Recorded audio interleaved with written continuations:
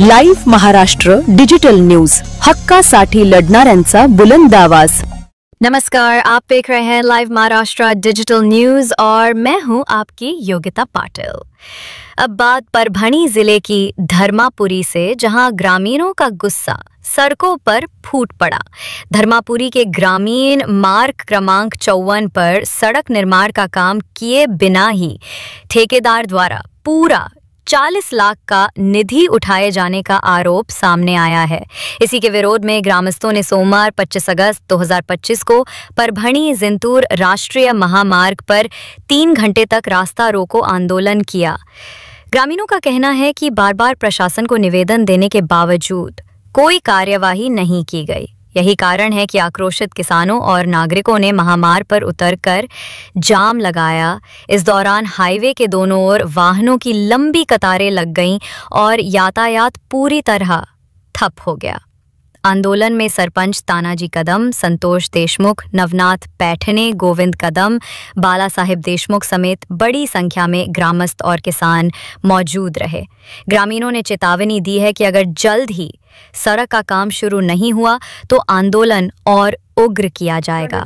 आमच्या गावातील रस्ता अपहरणाबद्दल आम्ही रास्ता रोको आंदोलन केलेलं होतं। जवळपास हे रास्ता रोको आंदोलन 3 तास चाललं। जिल्हा परिषद यांनी सदरील डिप्टीला पाठवलं होतं, मात्र त्या डिप्टीनेच एमबी लिहून दिल्यामुळे ते आमचं काय उत्तर देणार, यामुळे आम्ही त्यांचं ऐकलेलं नाहीये। शिव मॅडमनी आम्हाला 3 तासाच्या नंतर आम्हाला फोन करून आश्वासन दिलं की बाबा सदरील जे कोणी अधिकारी असतील त्यांच्यावर कारवाई करून मी आपला रस्ता करून देते।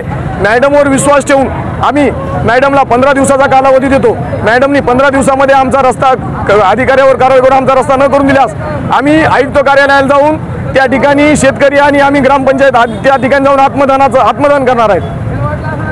डीपीडीसीच्या निधीचा सगळ्या जिल्ह्यामध्ये अपार केलेला आहे। एसआरएम मधले कामं असो, अल्पसंख्याक विकासाची कामं असो, दलित वस्तीची कामं असो किंवा कुठलेही कामं असो, एक पायंडा परभणी जिल्ह्यातला एक वाईट पडला आणि परभणी जिल्ह्यातली एक मंत्रालयामध्ये वाईट ओळख निर्माण झालेली आहे। ह्या माध्यमातून जिल्हा परिषद प्रशासन या ठिकाणी कुठलेही काम न करता एमबी तयार करण्याचे एक धाडस प्रत्येक कामामध्ये करताना या ठिकाणी दिसत आहे। तसंच या धर्मापुरीच्या ग्रामीण मार्ग 54 या ठिकाणी 42 लाख रुपये, किती 45 ना 40 लाख रुपये टाकून ते जशाल तसे त्यांनी उचललेले आहे। त्याची एमबी रेकॉर्ड झालेली आहे, त्याचे पूर्ण निधी वितरित झालेला आहे, परंतु जागेवर मात्र कुठलेही काम या ठिकाणी करण्यात आलेलं नाही। अशा पद्धतीने जिल्हा परिषद प्रशासनातील अधिकारी फार मोठ्या प्रमाणात गैरप्रकार करत आहेत। पेडगावमध्ये सुद्धा अशाच प्रकारचं काम त्यांनी केलं होतं। हासनापूर रस्त्याचंही काम असंच केलं होतं आणि जिल्ह्यामधल्या जवळपास एसआरएफच्या 90% कामांची परिस्थिती ह्या रस्त्यासारखीच झालेली आहे। त्यामुळे आमची ह्या आंदोलनाच्या माध्यमातून विनंती आहे की हे अधिकारी कर्मचारी जे आहेत त्यांच्यावर निलंबनाची कारवाई करावी, त्यांच्यावर कडक कारवाई करावी आणि त्यांनी हा जो काही निधीचा अपार केलाय तो निधी वसूल करण्यात यावा। परंतु जिल्हा प्रशासन या ठिकाणी काय करायला, अशा तक्रारी ज्या ठिकाणी आल्या त्या ठिकाणचे काम आज चालू करून ते काम कंप्लीट करून द्यायले